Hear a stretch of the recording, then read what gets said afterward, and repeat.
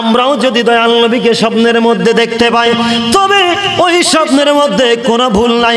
শরফুদ্দীন বসরি রাহমাতুল্লাহ আলাইহি স্বপ্নের মধ্যে দেখতে পেলেন রাসূল পাক এসে চাদর মোবারক দিয়ে তার শরীরের মধ্যে স্পর্শ করলেন, সে সুস্থ হয়ে গেল।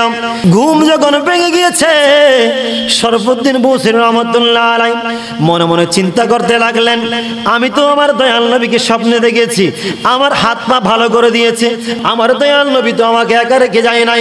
রাসূল পাকের শরীর মোবারকের একটি চাদর মোবারক আমাকে উপহার দিয়েছে, ওই চাদর মোবারক আছে কিনা দেখতে পেলেন।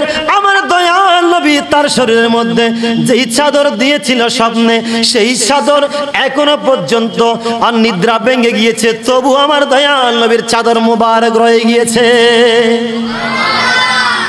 মাওলায়া সাল্লি ওয়া সাল্লিম দাইমান আবাদান আলা হাবিবিকা খায়রিল খালকি কুল্লিহিম। সুবহানাল্লাহ।